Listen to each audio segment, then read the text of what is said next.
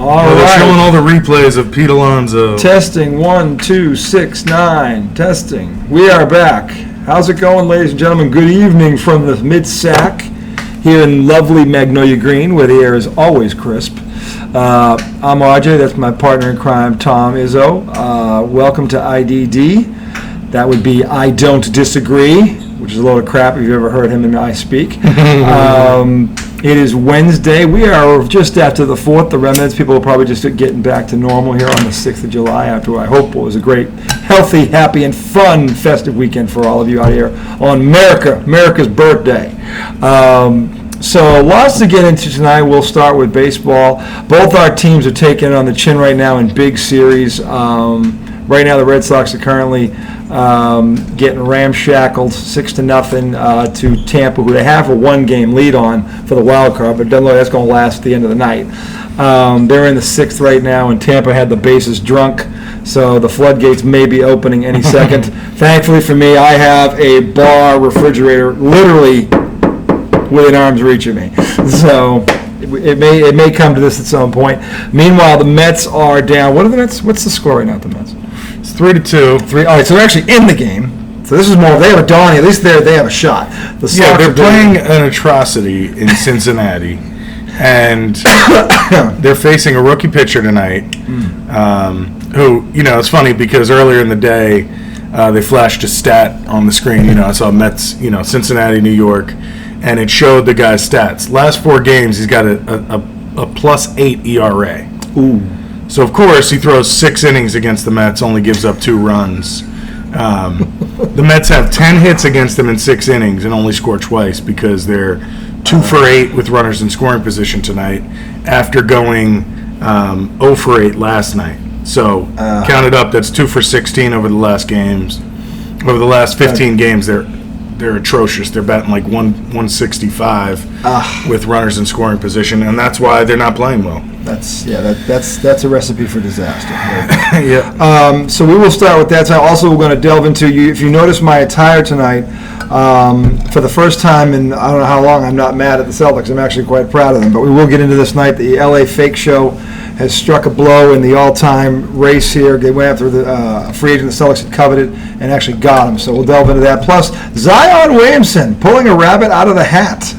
For those of you who haven't heard about that ridiculous contract. I think he pulled an elephant out of it. Actually, this is an elephant. This is not a rabbit. This is an elephant. We will delve into that with the NBA offseason in full swing. And Baker Mayfield has a new home. We will get Tom's thoughts on that. We'll dig into that, what that's going to look like in the suddenly loaded... Not really. Not loaded and empty cell. I was going to say. It's not loaded. But we will get into the possibilities of what can happen there. McCaffrey's name is going to pop up into that conversation at some point because if the son of a bitch could ever stay on the field, everybody knows what his talent is. So we're going to start with baseball. I will go first because this is not going to take long. The Red Sox have a one-game lead in the wild card. So if they lose tonight, they're tied. It's not the end of the world, but there's some and the silver lining here is that they're starting a rookie pitcher tonight who actually has good stuff, and he got through 4 innings. He gave up 4 runs, but that really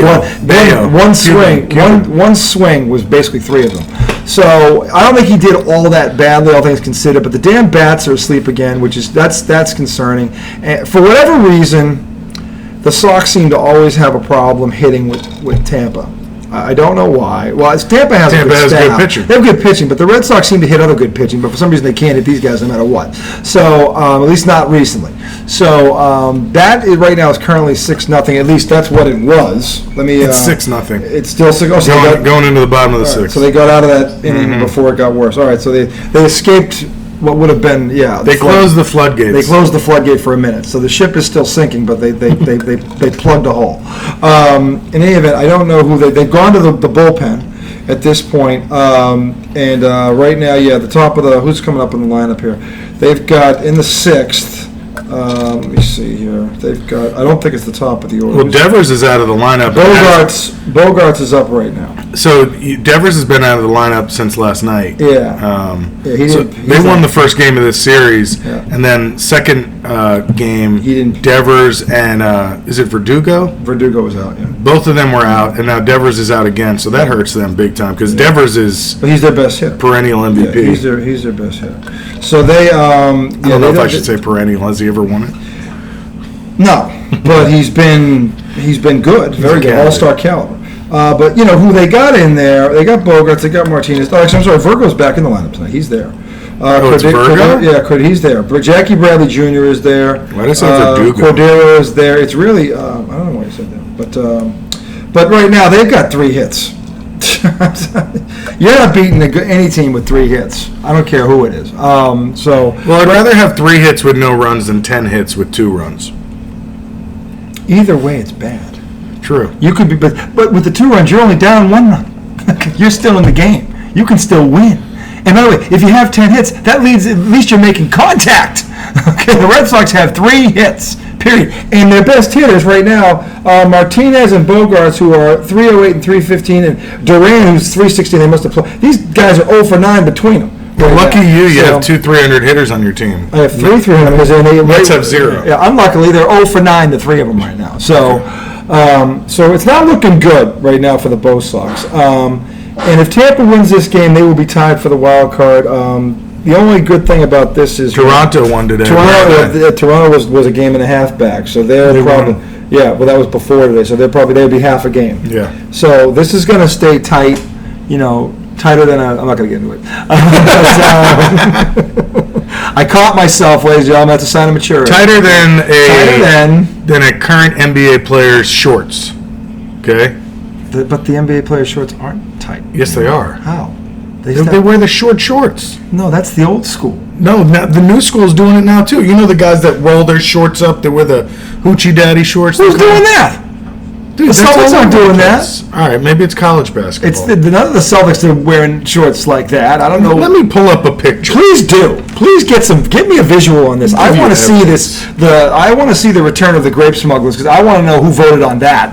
Because I don't believe for a second anybody did. You haven't seen these? No, shorts? I'm telling you, I've not seen it. Not since the 80s. Oh my God. Not since the 80s. Early 90s. I think 92 it really started to change. 91, 92. The Fab Five in Michigan really changed the college landscape with that. Jordan, of course, turned the corner on the NBA with that, with his baggy shorts. So, but Bird and Magic remained steadfast, or steadfast, whatever it is. Steadfast. I can't find a picture, but of course you can't because it didn't happen. It's a figment of your imagination. That's not true. All right. Well, if you find a picture, I want to see. They're top of the thigh. Top of the thigh. So up here, look at that. What? Who the hell's that? I don't know. Somebody on the Celtics. That's a Celtic? Well, he's not going to a game. He's walking to an airplane. No, he wasn't. Did you look like he was playing basketball right there? Okay, look at this. With a mask on. This is Tatum walking into the game. Look at those shorts. Okay, well, those aren't the shorts he plays in. Dude, I'm telling you, they wear short shorts nowadays. All right, hold on. What they wear outside and what they wear, I'm talking about on the court. If I have to pull this up. I won this argument. You didn't win anything. I won this argument. I'm going to pull up a game picture of Tatum in the finals with Pro those shorts NBA on. players wear short shorts these days. Maybe walking to the aircraft because it's hot. But when they're in the gym... Or the aircraft? The plane. What are you, the military? The plane. When they get on the aircraft carrier to go to the game. Oh, my God. Listen, they're not wearing short shorts. All right, sorry, we got off topic. We got off topic. We're talking about the wild card race. A wild card race, which right now is tighter than a... Give me another one. You have to go with another one. Tighter than Craig Scatino's you know what. Oh, there you go. That's a tight one, folks. Yeah, that's for the Mag 7. Yeah, that's an inside joke. That's an inside joke. So that we alienate all you. It's an inside joke until he releases, and then it's an outside catastrophe. When you hear the guy fart, you think a freaking, oh my God, a Pez popped out. Who stepped on the goose? What? Okay, but fun fact about the current AL wildcard race. Yes. Because in the new playoff format, there's 3 wildcard teams. Yes.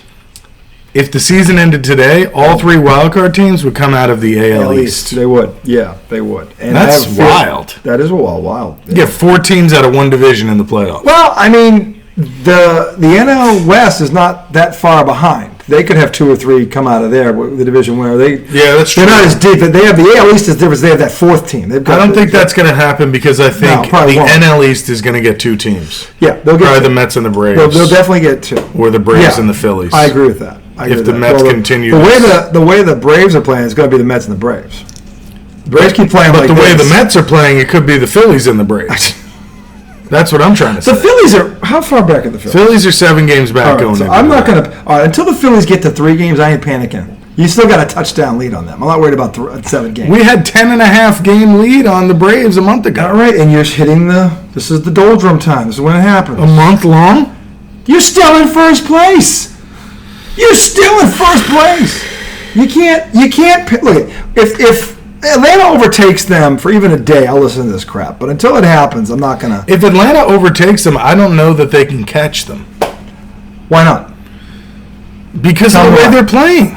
They're not going to play that way forever. Everybody hits a slump. But they don't have murderers row coming up the next 6 weeks like the Red Sox do. They don't. The Mets don't play a schedule anywhere near that treacherous. Let's look at the Mets schedule. Please do, but I guarantee. And I'm not saying they don't play any tough. I'm sure they do, but this ain't like the Red Sox gauntlet. They got to run over the next 6 weeks. Where they don't see a team below. No, it should not be like that. It's not that bad. The Red Sox don't see a team below 500 for like 6 weeks. It's stupid. I mean, there might be one in there, a home and home or something stupid like that, if there's anything. Okay, so the Mets, after finishing up with Cincinnati, who, if they don't win tonight, they've lost 2 out of 3 to Cincinnati, which is a shame. That's bad. Then they go to Wrigley for 4. Yeah. Then the All-Star, no, I'm sorry. Wrigley as in the Cubs. Sorry, yeah, but the Cubs hang on, I skipped a week. They go to Miami for 4. Miami's, they're not good, but they're a competitive team, and it'd be hard to win 3 out of 4. Then they go to Atlanta for 3, Cubs for 4, All-Star break. They're in New York against the Padres for 3, 2 against the Yankees, 3 against the Marlins, 3 against the Nationals. Then they go 1, 2, 3, 4, 5 games against Atlanta at the end of August. 3 against Cincinnati, 3 against Philly, 4 against Atlanta, 4 against Philly, 2 against the Yankees. So, yeah, I mean, the Mets better start hitting because as crazy as their pitching situation has been because of, injuries to DeGrom, Scherzer, Tyler McGill, Chris Bassett's on the COVID IL right now, as crazy as that have been, it's their hitting that's costing them. And this happens every year. To the Mets when they hit their fog, they cannot hit with runners in scoring position. And over the last 15 games, they're batting, in the mid 100s with runners in scoring position, and that's killing them. It is killing them. Is this my sertraline? Yeah, I told you that. Close. It's Gatorade. Close the door. So, thank you, Mia. All my life. They're still leading the league in on-base percentage, but they can't drive people in. And that's, I think, the frustrating part is, the first couple months of the season, it was so fun to watch this team because they're playing good defense. They're getting timely hits. They're just doing those little things that make you win games. And now it's so tough because none of them look confident when they come up in big spots. And it sucks because, as a fan, you lose confidence in the team. And every time they come up in a big spot, you kind of are expecting the worst. And I hate that because it's not fun watching baseball games like that. Baseball is not an enjoyable sport if your team is not winning. It's just plain and simple. You can't just enjoy a baseball game if your team is sucking it up every other day. Win 1, lose 1. Win 2, lose 2. Win 1, lose 2. That's just the worst possible outcome. So hopefully the Mets get it together. Let's not spend too much time there tonight. Well, they are, it is 3-2. So they're going into the 8th. They're going into the 8th. They got a shot. See if they can pull it out. The Yankees, to be fair and impartial, they have lost 2 in a row, but of course everybody beneath them is losing. So they're only 34 games above 500. Yeah, you people up down there and up there in the Bronx are having a rough life. I'm sure, suffering. I mean, if you think about it, the Yankees, they are up 2-0 on the Pirates in the top of the fifth tonight with 2 big outs. shock. Big shock. So that mini slump is probably going to end tonight. So the Yankees are looking like the Yankees again. Astros, I'll tell you what, Houston Astros, man. I think they're the best team. I'll tell you what. Well, the last month, yeah. Dude, Yordan Alvarez, the first month, baseman, he is a monster. Maybe you know he's an what? outfielder in DH. The Houston has 2 things going for them. 3 things: talent, experience, and confidence. They don't fear anybody. So anybody that can no-hit the Yankees twice has a right to feel that way. So they are for real. Going out to the NL, the Mets are in their slump right now, but they're still 19-500, as bad as things have gotten. I'm not sure of the validity of the Milwaukee Brewers in the postseason. Obviously, the Dodgers are for real. St. Louis is St. Louis. If they get in there, you got to respect them. Atlanta's the defending world champs, and they're starting to look like it. So, I mean, that's going to be an interesting race to the finish there. Again, we're in July 6th now, so we're at midway point here, basically. 82 games for the Red Sox. Our 83rd game was tonight, so we're right there at the midway point of the season right now. Yeah. So, Mets played their midway point yesterday, and they're on pace to win 100 games. Which I think you'd take. I think you'd take that. It's funny. It's funny that you say that, because you know what my think piece is for tonight? Oh, here we go. What? It's that. I actually will welcome that. And I noted it today. Okay. It's when people say, "Oh my God, get robot umpires already!" Jesus, he's watching. My God, the way the umpire changes a friggin' at bat and changes a game, it makes me so angry. Let me ask you a question.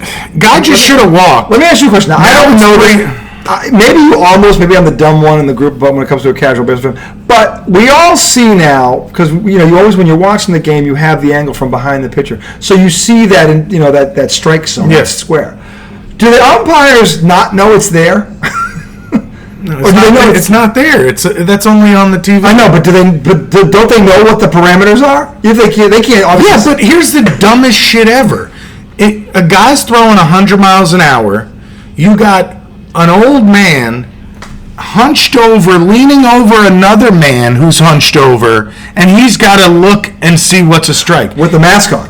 With a mask on. So you've got those bars that can obstruct. It's ridiculous. Yeah. You think they get him one of those clear shields where at least there's nothing obstructing his eye level. Well, honestly, you'd be better off calling strikes from behind the pitcher. You would. But the thing is, we have this technology. They need to get it in there, because these umps, man, they're changing games. Yeah, I mean, and they just if you want to have the ump man on with nobody out. If you want to have the ump at first and third base, okay. But when it comes to balls and strikes, when there's the problem is there's a damn strike zone that the whole world can see watching on TV, and if it lands in there, it's a strike. Okay, and the umpire misses it. How the hell can a guy who does this for a living miss that? But to his point, he's behind. He can't see it half the time. He's wearing a mask, which I understand is for protective reasons, but it's got bars going like this, which obstructs his view. Yeah. I mean, that's common sense 101. I can't. You're not going to tell me that in today's world of all these. Look at what they've done with footballs. They can't come up with some kind of a clear, if nothing else, a clear, unobstructed thing to put over his face. So if he takes one off, it's not going to hurt him, but he can see it. It takes all of the obstruction of a mask. The classic baseball. It still wouldn't change anything. Yeah, I'm not saying it wouldn't, but do something. If you're not going to sit there and put the damn, the robot back there, or the whatever, the automatic, then do this. So at least we know he can't, because this is the one thing, and this is the valid point. You have these masks, we have these bars going like this, that obstructs his view. There's no way it can. But he's also leaning over a catcher, trying to see 100 miles. I am in agreement with you on this 100%. I'm just saying that there's levels to this. Look, change never happens the way we want it to. It never happens as fast as we want it to. And they always have to do something before they finally bite the bullet. So I would, an encouraging sign, because that would tell me it is at least on their radar, that all of a sudden they come up with some kind of a mask that is completely clear. So now at least he's got no excuse. The mask is not going to change anything. It's not a mask. It wouldn't be a mask. The clear thing, I swear to God, these umpires are stupid. It's like a guy comes out, Mets are, their leadoff batter's coming up in the top of the 8th inning. Pitcher throws 3 straight balls. Next pitch is 2 inches off the inside corner, and he calls it a strike. Now he gets into a battle, fouls off a couple pitches, and pops out. So you go from man on first with no outs to 1 out and nobody on. In a 1-run game in the 8th inning, that's a major shift in where this game is going. You're right, it is. And it's like it's infuriating. Now the Mets just got out of the inning, 3 weak bullshit slaps of the ball, and now we're going to the bottom of the 8th, and there you go. But anyway, enough of that. I'm sorry. I'm watching the game and it's making me angry. Well, but RJ brought up this point about, Mets have won 50 games halfway through the year. Wouldn't you take that?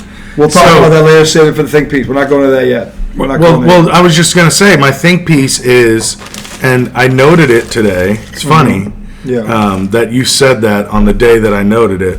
Well, great minds think alike. If you were told before the season this is where you would be, would you have taken it? I hate that argument. Oh, we're going to hate it because I happen to love it. So we're gonna good. This is going to be good tonight. Hate it. It's a terrible argument. I hope you brought the Duke. I hope you brought the glove. The gloves are coming. It's going to be an old-fashioned Donnie here in the mid-sack tonight. Yeah, I'm going to go off on that. I'm going to go off on him on it because honestly, you have to have perspective on these things. It's the worst perspective. It is not. It's called the glass is half full, Mister. The glass is half full. I don't want to argue about it because we're going to do that. Later. Anyway, so that's where we are at baseball right now. By the way, just so you know, the Braves. Don't tell me. No, hold on. The looks like the Cardinals have loaded the bases. So let's turn that game on. If they have, I want to confirm. Guaranteed, as soon as I turn it on, they'll get out. I want to confirm this. I might be wrong. It might be the Braves. Hold on. Oh no, it is Cardinals. Yeah, it is the Cardinals. But it's 2 outs. It's outs. Actually, it's over. They didn't get it. You're an asshole. Well, I didn't just get the 3rd out. They did. Why'd you tell me about it? Because I was like, hey, this could be something. So I caught it. I threw it up there, and then they just said the middle of the 8th, so they got out of it. They pinch hit Nolan Gorman for Albert Pujols. They pinch hit for Albert Pujols with the bases loaded? That's ridiculous. Is something wrong? Did they cut off? Did he lose a limb? Okay, I know he's old, but my God. I don't care how old he is. There's no way the guy they pinch hit for him is better than him, is he? I don't know. What's his name? Nolan Gorman. I think he is good. Hold on. He better be good. Nolan. Or Pujols better. No, he bats .252. Of course, Pujols is only. Pujols is probably batting 190. Pujols is batting 200, but he was 3 for 2 tonight. 2 for 3. If he's 2 for 3, why would you pinch hit for him? He must be hurt. He's 2 for 3. That's what I said. He must be hurt. He must have gotten hurt. I hope he got hurt because that would be the worst. He's probably DHing, so he probably got hurt sitting on the bench. He is DHing. Yes, in fact, he is DH. That's a shame. That's a shame. And that's the type of shit that's a shame. that happens in the course of a year to absolutely break the hearts of Mets fans. If that had been the Cardinals against the Mets, Albert Pujols would have hit a grand slam. They would have taken the lead and won the game. I think, and I understand why you feel that way because of the history. You have facts to back this up. But I keep alluding to the simple fact this is not the same lineup that you've been dealing with the past 5-6 years. Talking about the Mets? Yeah. Well, they sure are acting like it. There's going to be slumps in a 162-game season. The Yankees have lost. The Yankees are 5-5 in the last 10 games. Remember how hot they were? Now they're 5-5. So everybody, even the Yankee, it happens to everybody. No matter how good you are. 5-5. I thought you hated that statement. You take that? No, I'm talking about it being better than it is right now. I would take 5-5 over 4-6. Okay, all right. So I wouldn't take a bullshit hand just because before the season I thought it was would have been even more. Just so you know, the Mets in the last 10 games are 5-5. Fuck off. Well, hey, I'm trying to be positive. I'm trying to help my boy out here. I understand the floodgates are. I understand the. Let me retract that statement. I wouldn't take 5-5. Sick of this mediocre shit. I'm sick of that. 5-5. They've been 500 for a month and a half. 500. That's the problem. Okay. And have they played a bunch of show ponies, or have they played a bunch of stiffs? I know the Cincinnati's a bunch of stiffs, but have they been playing stiffs the whole time? Oh, and guess what? What? Starting off the bottom of the 8th, the Mets bullpen reliever walks the leadoff man. That's how you do it. My point is, ladies and gentlemen, is that in a 162-game season, even the best team is going to hit slumps. And it's going to be more than one. There's just that season is so damn long. You're playing 5-6 days a week every week. What you don't understand It's is gonna that when happen. the Mets slump, they slump for 6 months. And again, the old Mets did that. Let's see what this one does. All right, This well, one it's is been a month. This one is Been a slumping. month and a half. This one is slumping, and is still 2.5 games in front of the defending world champions. That's because they were 10.5 up. I know, but they haven't. Listen, you got this roster is built differently. It can sustain this kind of a slump. It can do it. Thank you for your optimism. I'm trying to help you here. My team is down 6-0. They can't. If they even see the team mascot or the emblem, the hat, a baseball cap that says Tampa on it, the bats just run away. We see Joe. See, here's what I do. See this guy? I gotta get this guy in the first plane to Boston. I gotta get him up to Fenway Park. I gotta get that Joe. I gotta get his rum. Get him a cigar, the blunt. Get that stuff. I gotta get this guy. Actually, you know who needs him right now? You know who needs him? Freaking Jackie Bradley Jr. needs him. Jackie Bradley Jr. is batting about 214. He's still doing well in the field, but he's down. Jackie Bradley Jr. From about 30 minutes from where we are right now. Born? Yeah, he was. I don't know if he was born there, but that's where he played his high school ball. I actually Really? covered one of his games when I worked at the Petersburg Progress Index. Really? I did not know that. So he played high school. What town? What town? He either played for Hopewell or Prince George. Okay. It's all like right. 30 minutes All south right. of here. Well, in any event, But I happen to like Jackie a lot. He's very talented, but he's slumping right. He's 214 right now. Not good. Mm-hmm. And I think we need to get Joe Boo a first-class ticket up to Beantown and get him in the alley in Fenway Park there, and just put him in front of his locker with a big thing of rum, and say, Jackie, have a seat. You and him have to have a session. And or multiple, because they need his bat. They just do. And right now their bats have gone quiet again and at the worst time. So this is looking like we're going to be even at the end of the night. So the good news is Chris Sale, it looks like, is up in AAA for his next start, so he's making progress. Bad news is it doesn't get easier. No, the bad news, as you alluded to 2 nights ago, you talk about breaking somebody's heart. The 6-week gauntlet that the Red Sox are have started running, where they don't face a team below 500. It looks like for 6 weeks, and all the heavyweights are in that menu. By the way, all of them. They're going to take them all on. The Yankees come in tomorrow for 4 games. You don't want the New York Yankees coming to town when you're on a 2-game losing streak at home. You have to hit against You them. got to hit against these guys, and I forgot. I have to look at the pitching. We'll get to that later on. I have to look at the pitching rotation for that series. Yankees and see pitching what is tough. The Yankees pitching has caught up to their hitting, and I said this earlier, on a show earlier, that they now have it out of the bullpen. They have the frontline starters, and I think they have the closer now too. So they've got all of it. So again, I think it's theirs to lose. If Chris Sale comes back and Tomorrow they face Cole.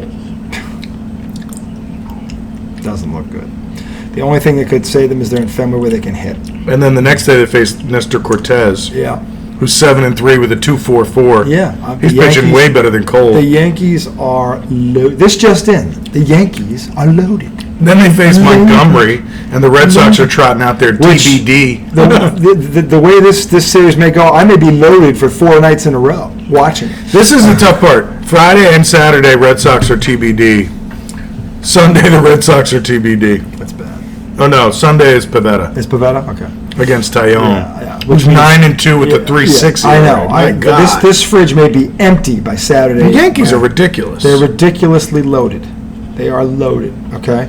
So, but even they have gone 5-5 or 6-4 in their last 10 games. So they Which one is it? It's 6-4, I believe. I just checked it. 6-4. So if they lose tonight, it's 5-5. They're not going to lose tonight. They're up 2-0 in the 5th.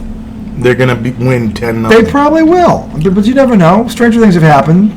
Speaking of Stranger Things. Stranger Things. Oh yeah, I haven't watched that yet. Did you get caught? I think no, I haven't yet because we just finished Cobra Kai season 4. Cobra Kai, by the way, season 4. You got to see the ending of that. If you haven't watched Cobra Kai, by the way, for all of the stuff that makes you hate Daniel LaRusso, there's just as many things to love about Johnny Lawrence. And What happened to Machio? I don't know, man. He became Stallone. He's such a pillow soft. I mean, he just. He didn't age well. He aged like. He didn't age well Think of at all. something that He does looks age like well. the same schlep that was 16 in that gi when God rest his soul, Norguy Pat Morita was his mentor there. What? He was What was his name? No guy, I can't say his full name. Pat Morita. but he's got That's his real name? So I can't say the first part. It starts with an N. I thought you got Miyagi wrong. And not Miyagi. His real name. Obviously, he's Miyagi. Well, I'm impressed that you kind of know his real name. Of course, I know. Who does that? Well, you need to learn it, man. This guy wore a Cobra Kai costume for a Halloween party. Okay. So why do I need to know Miyagi? Because that is the man that took the dojo down. Right, but he was my enemy. And he took him down with, of all people, Daniel LaRusso. All right, Mets coming up in the top of the ninth. Daniel freaking LaRusso. It's like Bucky bleeping Dent. Okay? Stiff. Tomato can. Extraordinaire. Daniel LaRusso. There's no way he would have won that fight. Not without Miyagi. Not with him. He did. You watched it. It all happened. Well, it's like wrestling, It was real. Never mind, he won on an illegal kick, but I digress. What were we talking about before? We were talking about how the Yankees are freaking loaded. No. We were talking about something else, and then the ump missed the call, and I went nuts. Oh, we were talking about the strike zone. Well, I agree. They need to get... that came up because I yelled about the Mets. We mean before that? Yeah. We were on a subject, and I derailed us. The basketball shorts. You're saying these guys wear them when they play, and I'm saying, no, they don't. Then you send me a picture of a guy at the airport. I'm like, yeah, he's not playing. He's not playing there, Tom. He's going on a damn plane. You're like, aircraft? You got aircraft carrier? My God. This is like the tangents you go on. Reel us back in. I'm trying to reel us back in. The Yankees are effing loaded. That's what we got. We're on baseball. We're scoping the league because we have fans out there that may not be Mets and Red Sox fans. I'm trying to be fair and impartial. And you got to give credit where credit is due. And this is a Red Sox diehard fan who's telling you the Yankees are loaded. And it's theirs to lose. And barring a catastrophic injury, I don't see who beats them. Other than Houston. Houston, I think, is the one team that can beat them in the AL. The Dodgers are the Dodgers. They've got so much talent out there. And then and if the Mets wake up, the Mets have enough talent, and the Braves. There's three teams out there that could definitely take the Yankees in the series if they're healthy. I don't think the Mets can take the Yankees in the series. Why not? They're nowhere near as good as them. What do you mean? But offensively, defensively, the Yankees are 34 games over. The Yankees right now are. I said they're head and shoulders over everybody except for Houston. I think. But talent-wise, they're way better than the Mets. Okay, but again, although DeGrom and Scherzer are pitching, and the way Scherzer pitched last night, I put Scherzer up against anybody. Right, but the Mets lost. They lost because they. All right, then they lost. That's my point. But their lineup. This is the thing. Scherzer can't go more than 6-7 innings. You're gonna have. Look at this is the thing about baseball. You're going to have weeks where the offense hits and the pitching staff is terrible. Then you're going to have weeks where the pitching staff is on fire and the offense struggles. My God. Then there's this problem. If Tom gets his address, he's going to send him a big fat Christmas card. Ooh, Buck's yelling at him now. Yeah, show we get that is a ball. Isn't that it? is a ball by at least the just so you know, I'm looking at this upside down, and I can tell you that's a ball. Okay, so that's a ball. Unbelievable. He called that a strike, really. On a 1-0 count, so now it's 1-1 instead of 2-0. Okay, so apparently Cornholio is behind the catcher tonight. Damasio. Did he call a ball there, please? Yeah, that was a ball. That was a pitch he called a strike on the 3-0 count. Really? Mm-hmm. Earlier. Okay. Mm-hmm. All right. So anyway, as we've gone through the league here, to me in the AL, it's the Yankees and the Astros. In the NL right now, it's looking like 5-6 teams. And right now, I think Atlanta and I think Atlanta and LA are playing better than anybody right now. Yeah, they are. And but again, it's July. We are on game 82 or 83, depending on where you sit. So there's a lot of time left. A lot of things can happen. And there's the elephant in the room, the injury bug. It can hit one team and just knock them right out. That's true. So if it hits the right, that's all. And every year, by the way, this happens to one team. If Judge goes down, it will change. If Judge, he's literally Babe Ruth right now. He's playing. But this is the other elephant in the room. So, and the funny thing about that is, the more you try and prevent those injuries, the more they happen. You just got to go out and play. Just go out and play. I hate when, and it's different when you've locked up home, the division, and I understand trying to get your pitching rotation right for the post. That's all. I get all that. I'm not talking about that. I'm talking about this in the NBA. They call it load management, which drives me up a wall. But I mean, you giving these guys these random days off during the season. If the guy has played 20 games in a row, you give him a day off. Give him a day off. fine, whatever. Okay, but I mean, outside of that one-off situation, these other stuff. I mean, you can't prevent. You prevent injuries by staying in shape, number one. Okay, by doing doing things habitually the right way. That's the best way to prevent injuries. But you can't just stop playing or shut it down for guys, because that's when they're most likely to get hurt. So I don't like that. Not every team does that, but some of them do, and it drives me up a wall. So anyway, what happened there? Base hit? Single. All right, so we got a single. Brandon Nimmo, 1 out. Okay. Single. So 1 on, 1 out in the 8th? In the 9th. In the 9th, I'm sorry, in the 9th. Okay. So see what the Mets do here. I'm not going to bother going back to the Red Sox because, honestly, I've got a phone right here, and if they do anything, someone in Boston is going to text me and go, turn it on! They're not going to do anything. That game is over. That game is over. I'll tell you that right now. That game is over.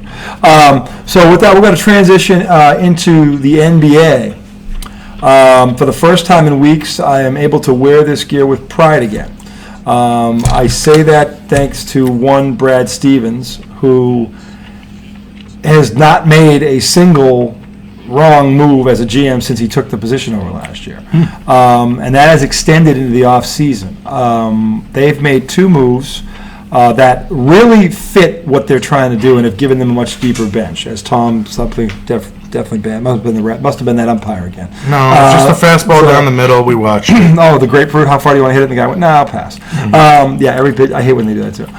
So anyway, Brad Stevens added a kid from Indiana, Brogdon, and who's 20 points a game, 6 assists, 6'5" guard from UVA. Yep. And he was on the national championship team, was he not? Yes, he was. Yeah. Oh, so, what? What happened? That's the frustrating part. And I know I can't play baseball, okay, but you look at a fastball down the middle, you swing at a slide. I don't. Okay, so the pitch goes down the way, it's tailing off the second, leaves the guy's hand, but the one that comes right down the middle, he sticks out. Yes, that would drive you crazy. So anyway, so Stevens has added that guy, and then he brought in Gallinari, who I personally am not a fan of. I have said on record many times, Gallinari equals loser. Okay, I'm talking about our Paisano. Yeah, because he does one thing. Threes? He's a career 15 point. He scores. If you ever seen White Man Can't Jump, he's the classic. What that geeky white motherfucker? Yeah, but I can score, man. I can score. That's what he is. He can score. He doesn't do anything else. Okay, he doesn't do anything else. But my buddy up north, Ian. If you're watching, God love you, brother. I'll see you in a few weeks. I asked him about. He obviously sees the numbers, has seen him play in multiple. He's played on 5 teams. He's a journeyman at this point, and he's past his prime. He's like 32, 33. But here we go. He's got wheels. See the optimist. Starling Marte with 2 strikes.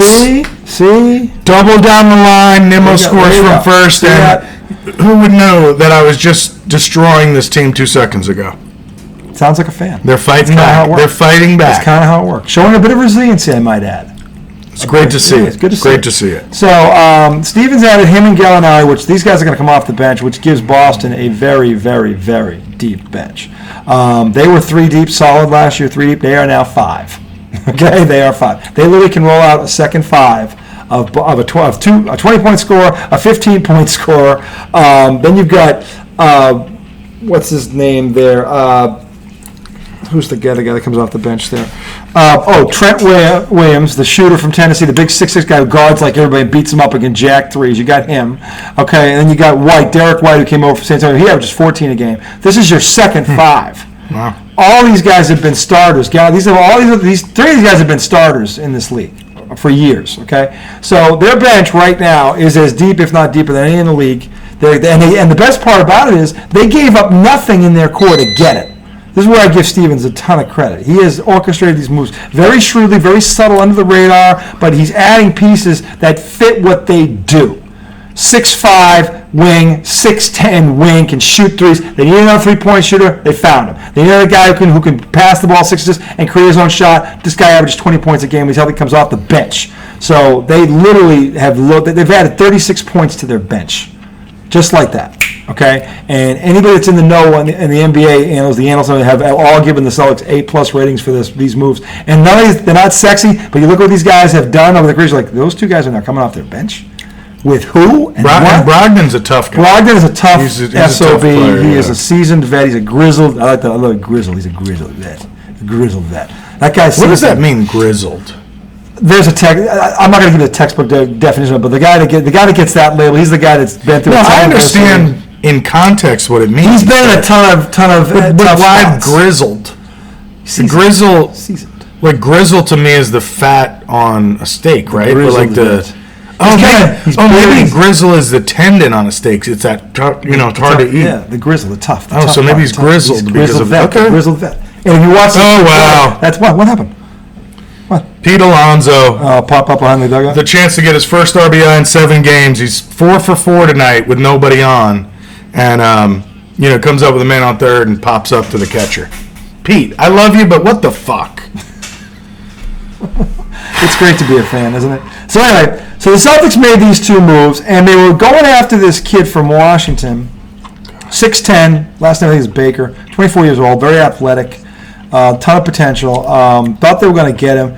The fake show swooped in under the radar and stole him under the Celtics' noses because they gave him, even though they couldn't offer him as much money, they gave him the opportunity to start. So they gave him a 2-year deal. I forget what the $6.5 million, I believe, is what the deal is for. And he has a chance to start. Whereas in Boston, he was going to back up the Time Lord, and so he probably would have played 20 minutes anyway because the Time Lord gets hurt taking a shower. So he was going to get minutes, but he probably was going to start some games. Lonnie Walker the Fourth. Lonnie Walker the Fourth. Yeah, that's him. I don't know why. Never heard of him. Yeah, well, he's a pretty solid player, a lot of potential. He's young. Athletic, 6'10", 6'11", and he does a lot of good stuff. Ton of potential. So, thought we were going to get him on the cheap. L.A. swooped in and got him because L.A. has. L.A., by the way, quietly, I have to give them credit, has made 4 or 5 good moves here in the past couple days where they said to a man, and everybody knew this, they had to get younger, they had to get more athletic, they had to get defensive-minded. That is basically what they have added over the past 4 or 5 days. They've added 3 or 4 or 5 guys, counting this dude. They have gotten younger. They have gotten more athletic. They have gotten quicker. All of that stuff. They've gotten defensive-minded. So they're building. They finally figured out, hey, we need to stop going for all these over-the-hill guys, and let's get a core around our 2 guys here, Davis and James. Let's build around them because that's what when they won the title 2 years ago, that's what they had. They had a bunch of supporting cast guys that fit what these guys needed, and they let them all go to go get show ponies that were past their prime. So Walker was in San Antonio. He was there too, yeah. Yeah, but he was in Washington at some point too, I think. He was with the Wizards too. Sure? Yeah, he was at some point. I don't know if that was his last stop, but he was in San Antonio too. Spent his first 4 seasons with the Spurs. So where did he get Washington from? That's not the guy. That's not the guy. Oh, you said his name was Baker. I thought, yeah, I did. Hold on. I'll tell you who it is. Who is it? Hold on. I had it here. Thomas Bryant? Hold on. I'll tell you who it is. Let me go to the... If I go to the... here we go. Lakers. Free agent Bryant. That's the one. No, Thomas Bryant. Thomas Bryant. Baker Bryant. I meant Baker Bryant. He's the one that the Celtics were going after. Him. Okay. So, yeah. And look, I get the kid's perspective on this because he's on a short leash, but if he does well as a starter, he has a chance to get the big contract and get secure. I'm not telling the guy not to do that. I don't care if it's the Lakers or not. Okay? But that's I get why he did it. The Celtics probably would have offered him a multi-year deal too, and with the Time Lord getting hurt, taking a shower, who the hell knows? Time Lord, I don't think, has played a full season. Who? Okay? Robert Williams III, he's a starting center. What'd you call him? His nickname is the Time Lord. Time Lord. Why? Because he was late to practice, and they said he needs to go back in time more often to set the clock back.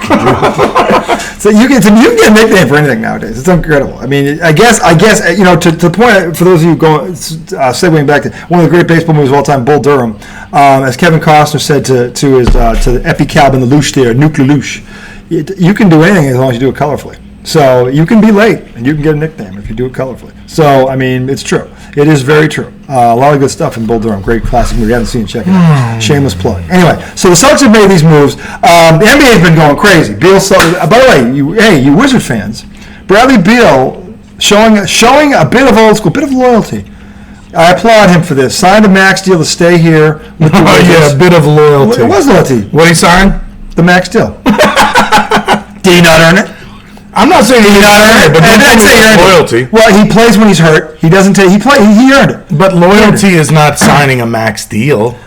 He could have left and got. He could have left. He could have left and got less. How much?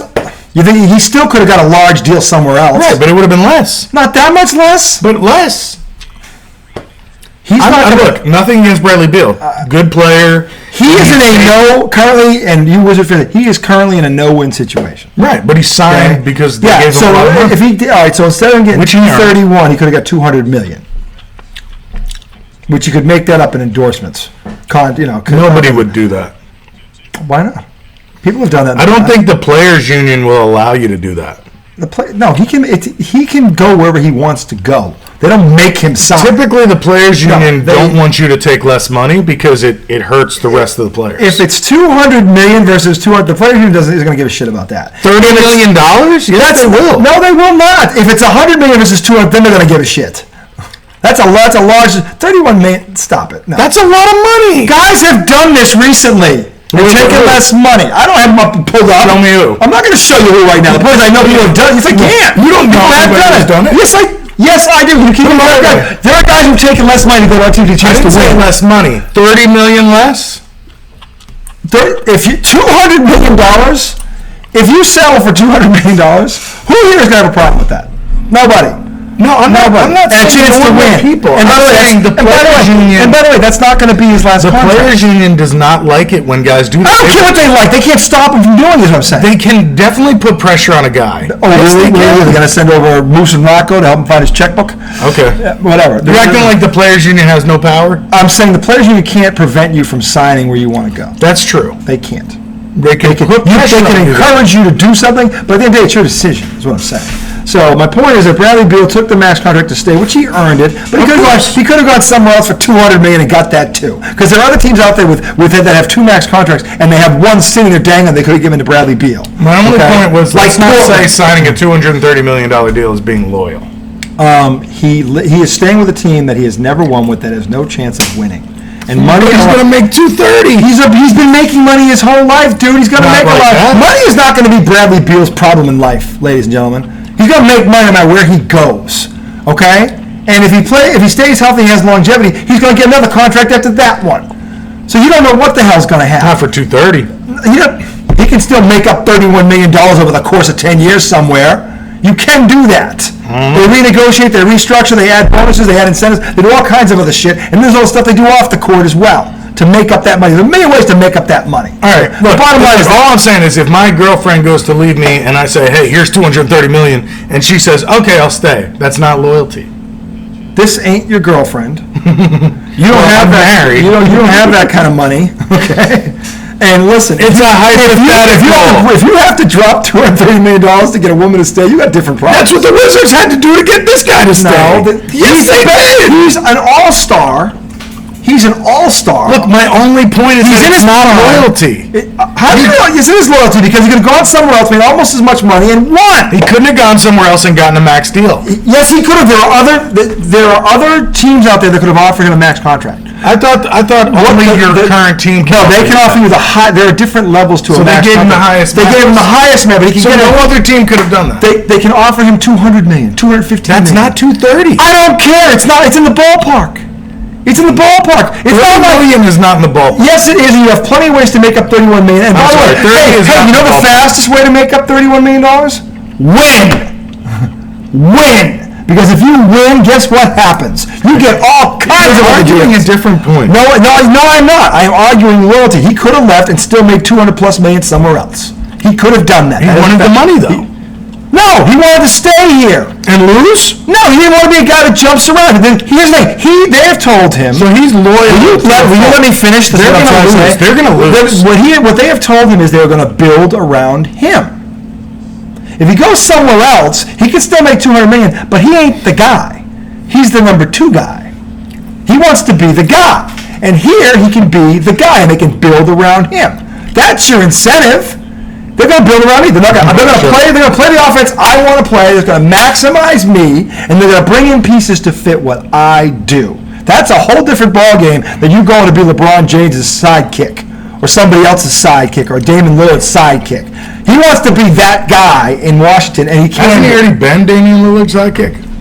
No, that's C.J. McCollum. C.J. McCollum was down. So Bradley Beal didn't come from there? No, he's been with the Wizards.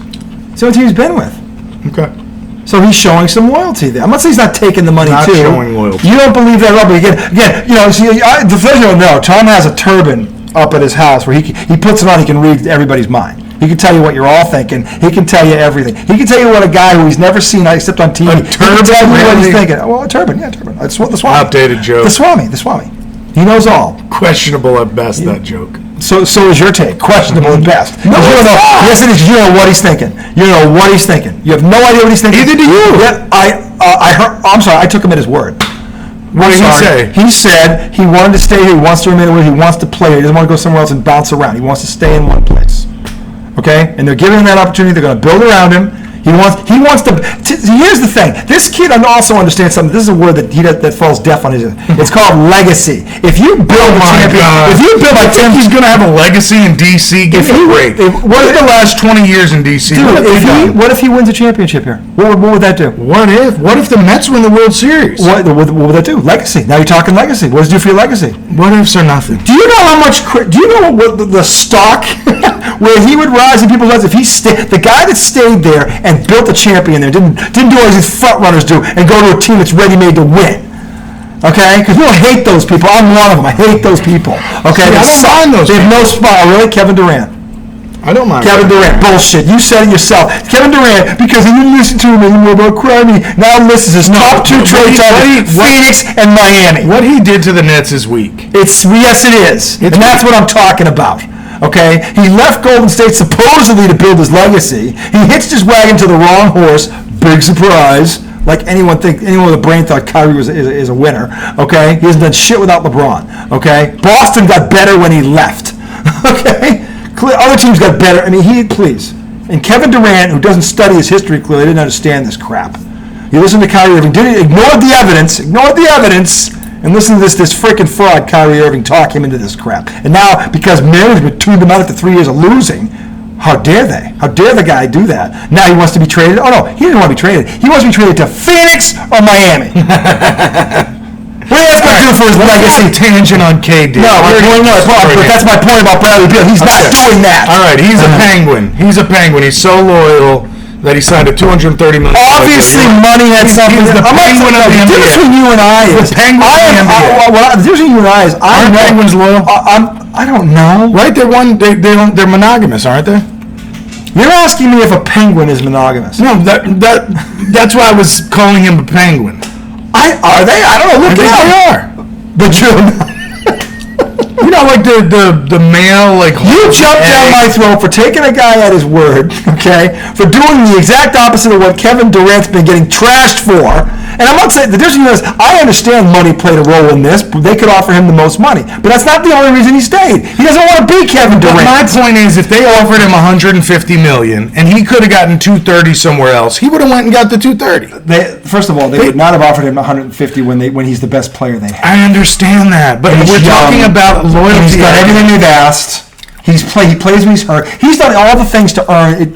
Talent alone. We have this conversation with Kyrie all the time. Kyrie has the talent. Kyrie doesn't check off any other box. Bradley Beal has the talent and checks off every other box. It's just like when Giancarlo Stanton signed, a $250 million deal with the Marlins because he was loyal? No, that was the biggest contract he could get. I'm not. Really? And Carlos Stanton said that. What? What you just said. He said what? What you just said. What did I just say? That I'm staying because it's the most money I can get. Did he say that? No. What did he say? They're going to build a... He said all the same shit Bradley Beal is saying. Did they build a winner on him? No. They traded him to the Yankees.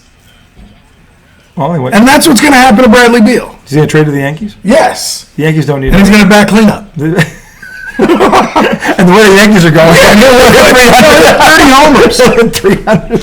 And the Wizards will be left holding their hat. My point is that I applaud Bradley Beal for doing what most of these guys wouldn't do. He didn't jump ship and go to a ready-made winner. And it wasn't just because of the money. It's because he's loyal. He is loyal because he's been losing for 5-6 years straight. That wears on you. I don't care who you are. That wears on you. Okay? But they're going to build around him. They've got more money to do this. Let's see what the Wizards do. Give the man the benefit of the doubt. Hey, you know what? Take somebody at their word. Okay? For once. Not everybody is lying. Not everybody's lying. Kevin Durant, he's lying. Okay? I wasn't saying this based on his word. Okay, I was just saying. I know that, but you're giving me... I'm just saying, I hear what a guy says, and then I look at his track record. He plays hurt. He's been low. He's never been a problem. He does everything. He's been an all-star for like 3-4 years in a row. A lot of teams are going to come after him. Here's the thing. He didn't even give it a chance to hear other teams. He signed. What are they going to tell him? Hey, we could give you almost what they gave you. We can give you $210 million. He can win 5 championships. And by the way, who can tell him that? Whoever else has max. There's other teams that have max. I didn't go through a list of who's got a max. Any of them that have them don't have the ability to win 5 championships. You don't know that. You know who they are. Right, exactly. So you don't know that. No. You don't know nothing. That. You don't know that. What if it was Miami? Because Miami, by the way, this isn't the Miami can't. Miami can. Miami. First of all, they can do a trade with Washington because they don't have the problem that the Brooklyn Nets have with. You wouldn't win 5 championships in Miami with Pat Riley running things. No. And him and Jimmy Butler together with and Eric Spoelstra, who's an excellent coach. I beg to differ. I'm not saying they win 5, but they win championships. They would, plural. They'd win championships. No. Which right now, it doesn't look like they're going to do that in Washington. At all. Okay? He would tell you this. Miami is a hell of a lot closer to a title than freaking Washington is. Miami has a proven front office with a track record. Pat Riley has won 3 titles there already. So he knows how to win. Eric Spoelstra has 3. He's a coach who knows how to win. There's nothing like that in Washington's clubhouse. Anywhere. Okay? So they didn't get a chance to come after him. Nobody did. All right, can I give an update on the Met game? Why, they lose? Tired of Bradley Beal. Top of the 10th. Still 3-3. Mets started with a man on second. Jeff McNeil comes up. Of course he pops up because they can't hit with a runner in scoring position. Nope. Even in the 9th when they tied it, they scored a guy from first. Now, Buck, I think, made a mistake here. How? So, Pete Alonso got the last out in the 9th for the Mets. And by rule in extra innings, the last out, the person who made the last out starts at second. Pete Alonso made the last out. So he's taking Alonso out of the game and put a pinch runner in, thinking we're going to score and win.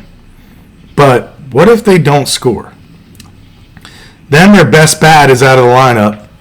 Now they have 1 out already because McNeil did not move the runner over. Dom Smith is up 0-2. And things aren't looking good in Metville.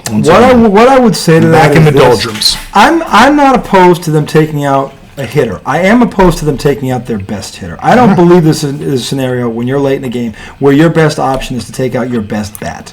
Yeah. Because to your point, you don't know what's going to happen. Well, and even if you score that run from second, Cincinnati starts with a man on second. If it's not a walk-off situation, to your point, then I agree with you. I'm saying that is weird. So either the kid is he that slow? Dom Smith just doubled down the line.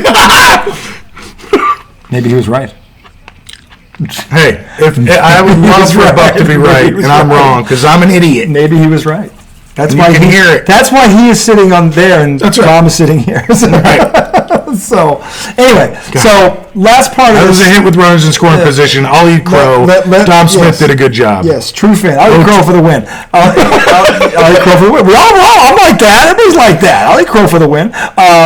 So last point about the NBA, as most of you probably know, just a short while ago, I think it was yesterday, Zion Williamson. We get 213? No. He got 193 with incentives. It'll be 231. I mean, if he wins league MVP, makes all NBA, wins defense. Okay, so 193. 193 without anything. So 193. But still, he's played 85 games. No, I was just saying that because there's no way any of that other stuff is going to happen. No, because he's not going to play long enough. So he basically got this on an N1 mixtape. Because if you see him before the game, he's doing dunks that you can we might have a benches clearing situation. Brawl? Adoni? Eduardo Escobar getting a little chippy. Mets are tired of getting hit. A lot of this. Mets have been hit over 50. This is a baseball Mets have been hit over 50 times this year. This is a baseball fight. In close push-ups. I don't know. Did you see the Mariners? And that was Adoni. That was a legit fight. Every night you get legit. There's some guys that can fight. Every team's got a guy. So, anyway, back to Zion. He signs this $193 million rookie max extension with incentives to kick it to 231 for playing 85 That's loyalty games right there. in 3 years. You got to give him credit for staying. Nobody was going to offer him that money.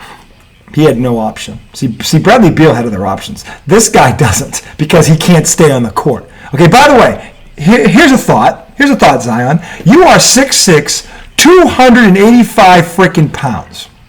What if you were 6'6", 250? It'd be amazing. What if Because, honestly, why on earth at 6'6" do you need, unless you are Rob Gronkowski or any NFL down lineman, okay, why do you need to be 285 pounds? Who are you going to hit? Before we get into this, I'm not going to talk about a man's weight because I can't control myself in the fridge either. You're not getting paid to. Yeah, but if somebody, you're not getting paid to. If I had a guaranteed $200 million contract, I'd eat like the cows were coming home. A professional athlete's career is contingent upon his or her health. You've got to be available. Or their health. Their health. You got to be their health. You got to be available.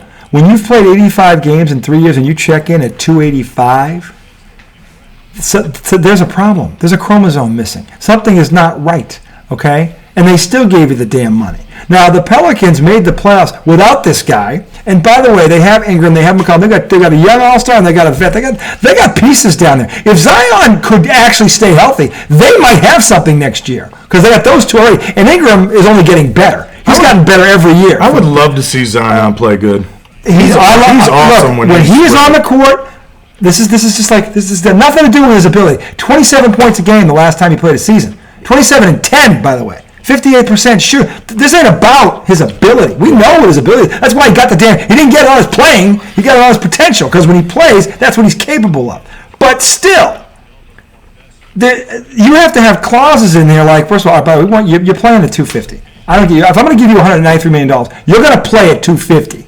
You're going to bite the bullet and do this because you know what? If you're 250, you're going to get that money, and I'm going to get a return on my investment. You stay at 285. Okay, you keep doing these stupid and one highlight reel dunks where you learn you keep putting this pressure on your knees, and guess what's going to happen? One, you're going to give out again. Because that's the truth. That's what happens. He comes out there, he's doing these 360 around the back, through the leg dunks, landing on both legs, with all that 285 coming down, with that pressure on both knees. How many times have we got to see this? How many times has he done this just in his NBA career? Shit, he got hurt at Duke doing this crap. Nobody's getting him. Where's his nutritionist? Where's the trainer? Where's the whatever saying, look, man, your playing weight is 250. He doesn't need to be 285. There is no Shaq out there to guard.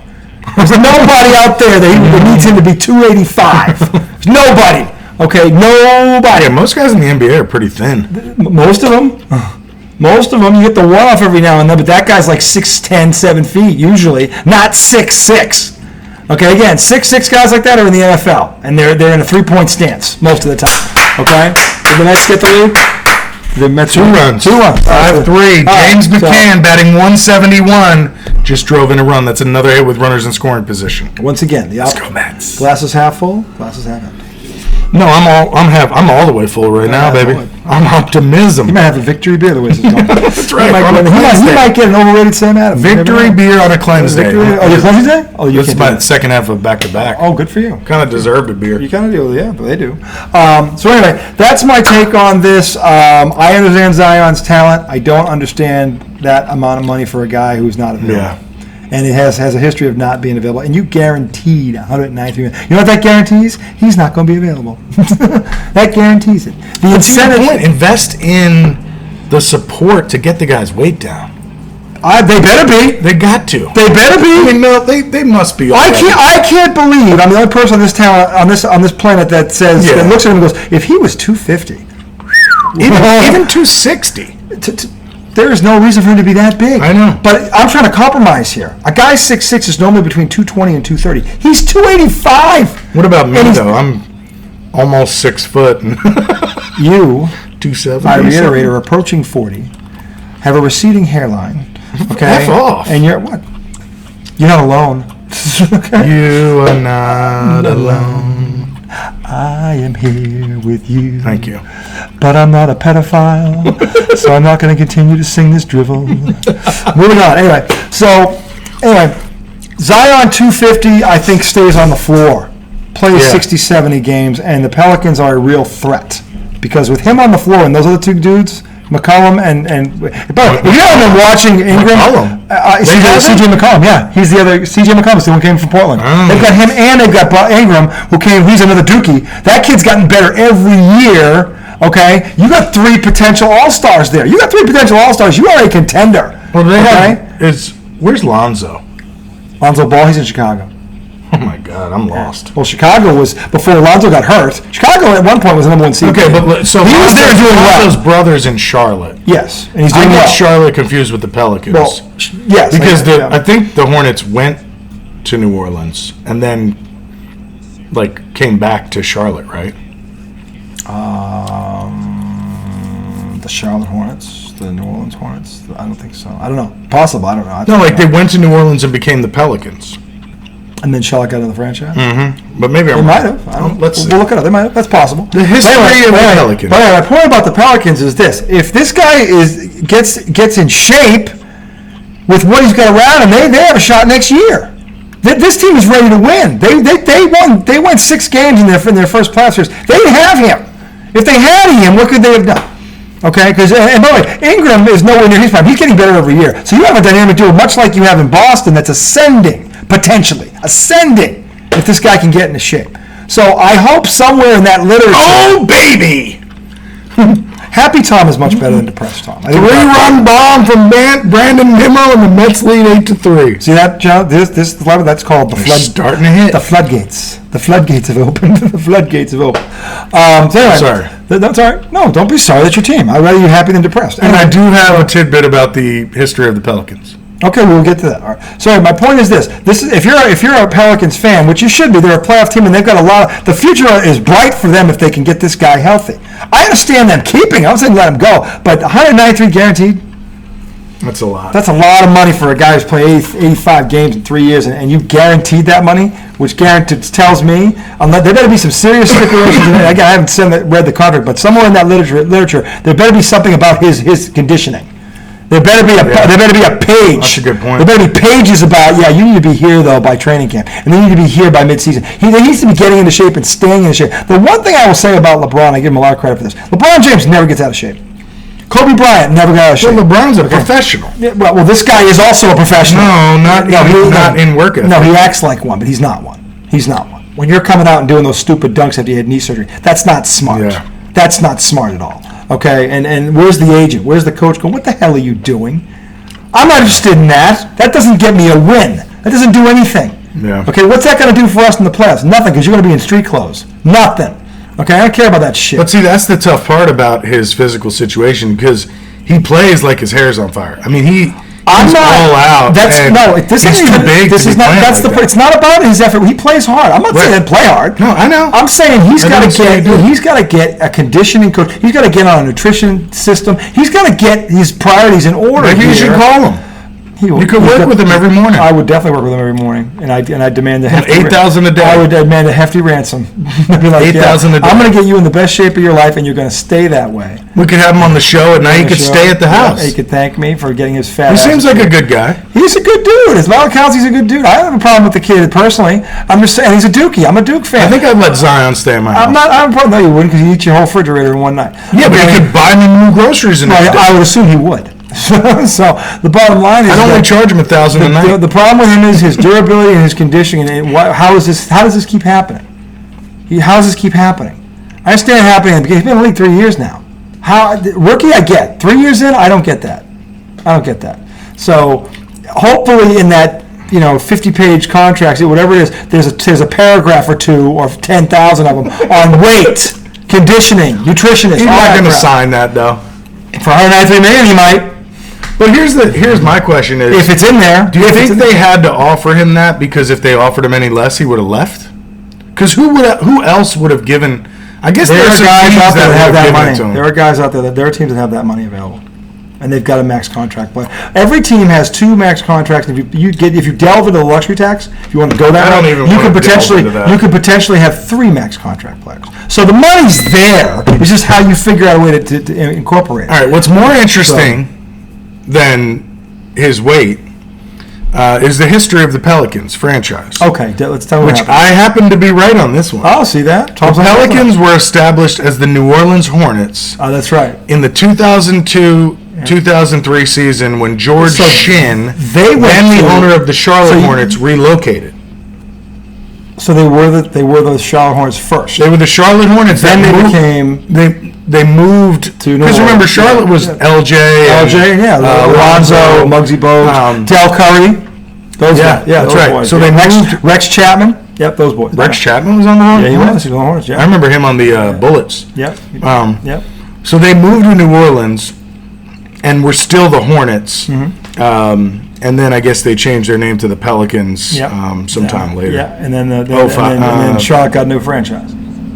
Got an expansion franchise again. Yeah. Right? Okay. Oh, in 2013 they became the Pelicans. The Pelicans, and they bounced between New Orleans and Oklahoma City, I guess, around the time of Katrina. Okay. Remember when everything happened in New Orleans and I do. Their sports teams had trouble playing there? I do. So at one point they were the New Orleans/Oklahoma City Hornets. Oh, wow. And I think that maybe is what showed Seattle. Seattle never should have lost that team. But that's what showed Seattle there was a market in Oklahoma City. They never should have lost that team. That's still one of the because Seattle moved there around that time, right? Awesome, man. They won a championship. They had Dennis Johnson. They had the X-Men. They had a lot of Seattle. Sean Kemp. They had a team. Kemp, Gary Payton, and Detlef Schrempf. When we were playing NBA Jam, do you remember the game NBA Jam? Yes, I do. And you could have Payton, Schrempf, and Kemp. And Kemp. Oh, man. Oh, Kemp. The Rain Man was the real deal. He ate himself out of the league. He ate himself out of the league. When he was in shape. So did Oliver Miller. Yeah, Oliver Miller was already like that. He was already round. I ate myself out of the big leagues, but I was, 8. Well, you started early. I didn't want to. I didn't want to have a career. And to your credit, you were consistent. Believe me, I was a 5-star recruit when I was 7. Yeah. So I just couldn't stop eating. So that's our NBA take for this evening. Let the chips fall where they may. Not potato chips, Dion. No more of those for you, buddy. Sorry, no more potato chips. Are we going to Baker next? We're going to have to say we'll take a break. We'll close this segment off with this. I am not on board with this signing, not because of his talent. But again, I don't know what's in this contract. Let's see what this kid does. Because right now, if this kid doesn't get into shape, if he's coming to camp at least 15 pounds lighter than he is right now, there's a problem. At least, I'll give him 15 pounds. He better come in at 270, okay, and go from there. If he comes in at 285, it's not going to work. Not going to work. It's only a matter of time before he gets hurt again. Yeah, his feet and knees can't take that. No, nobody can withstand that kind of jumping and that kind of movement. Yeah, and I mean, the ligaments aren't going to hold together. It's like the mind is willing, but the flesh is just too much. You can't do it. You can't do it. That's the thing. If he had like a 3-inch vertical, it wouldn't be a problem. But he's got like a 36-inch. No, he's got a 44-inch vertical. 44? 44. Wow. Okay? He is an athlete like you never seen. He's a unique athlete. But he doesn't have to be 285 to have the impact that he needs to have. He needs to be in shape. The impact is based on availability. At 285, he ain't going to be available. He hasn't been. Yeah. So we're going to end on that for now. We're going to find Yoda. He's around here somewhere. And Joe Boo, who's, by the way, say hi, Joe Boo. And when we come back, we are going to move to, first in-depth football conversation of the season. We are a week away, 10 days away from training camp. And starting next week, Tom and I are going to have our top 10 rankings. Every week we're going to, Stephen, it's fluid. Every week? It's going to change in the preseason? No, not in the preseason. We're going to have a preseason one that's going to stay, and then when the start, then it'll be week to week. So we're going to be like all the jabronis on ESPN? But we're going to be better. We're going to make sense. I'm going to have to start watching more football. You're going to start watching more football. We are going to. We are going to do it anyway. Together. Because that's America's passion. I know. He hates but like by week 4, when the Giants are out of it, it's hard. Not if your fantasy team's winning. Well, by week 4, my fantasy team's out. Well, maybe you'll draft a little better and all that'll change. No, I've never been good at fantasy. I'm going to help you. I was in the championship last year. Okay. I was one injury away from winning a championship. You're going to help me during the draft? I'm going to give you some advice. Whether you take it or not, it's up to you. Okay. But as someone who's done this since before you were born, actually, no, you were 10 when I started doing this. 92? 92. I was 19. I was playing fantasy football at 19.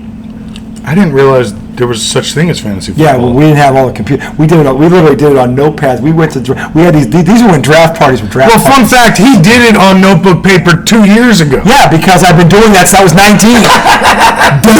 That's why the internet has been around for 30 years.